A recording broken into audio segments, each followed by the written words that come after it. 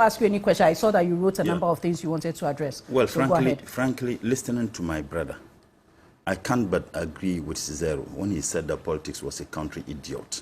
No, please, it's not about him. I'm quoting Cicero. I'm not saying him. But I don't. Please, I didn't speak the ban. I don't have. I'm saying that Cicero says that politics was a country idiot. To be very honest, the arrogance with which he communicated, questioning the intelligence of everybody except himself, telling that people who do not even know, who don't appreciate some of these things, engage in communication just to do propaganda. How more intelligent are you than any other person who communicated on this? But you see, somebody is arrogant. Dr. Kwame Nkrumah. Dr. Amwa, please stop. You have your chance. I said on the platform. Osajefo Dr. Kwame Nkrumah described the Busia Dankwa tradition, and these are not my words. That they are people with narrow intellectual and political horizons, but they always see themselves as the leading stars. Every single individual in this country, whether NDC or MPP, whether a politician or not a politician, educated or not educated, has the constitutional and democratic space to communicate on any policy issue. So don't think that nobody has the right to engage in the communication of a policy that you brought to Parliament except you. Get it very, very clearly. And in any case, how do we engage people who have demonstrated this morass of arrogance? How can we engage such people? I just indicated here that even when we went on recess, the expectation of the NDC was that the leadership of the MPP in Parliament would reach out to us. They never did. They never did. They never gave a jot of us being engaged. Nothing stops the minority from also reaching out. Please. Look, when you indicated to him that majority of the people of this country are against it, he said, "Who? What empirical evidence?" Multimedia conducted a survey. Central University conducted a survey.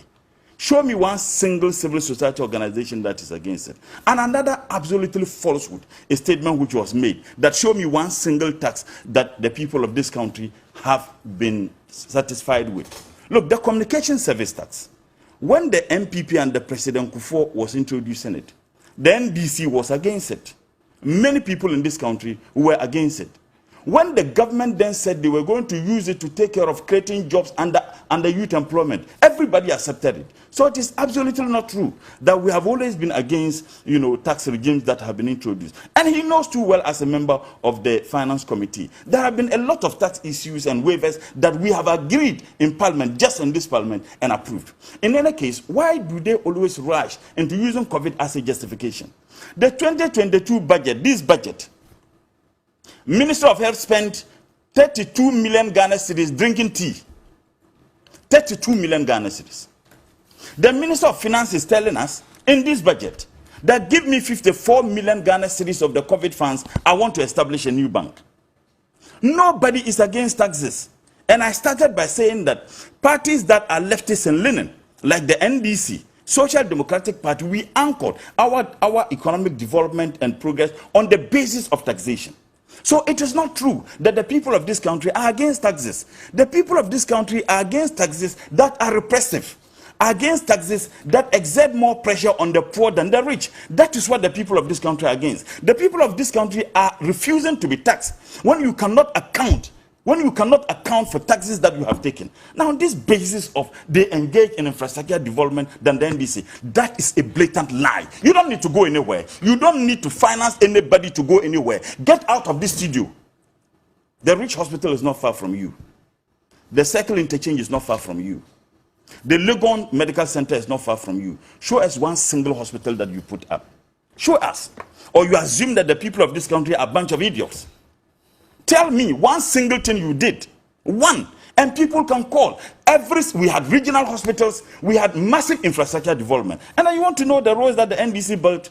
There is no any road infrastructure that is longer than the road between Kintampo to Paga, which was done by Rawlings, including the Tamale Town roads, including the Bolga Town roads. You need to have some time to read about some of the things the NDC did. So please, whether the NDC did anything or we didn't, the people of this country do not pay their taxes to NDC. The only group of people who pay our taxes to is this government. Now, if you tell me that because of economic challenges that we are going through, and therefore you need to pay this regressive tax, yet the same government is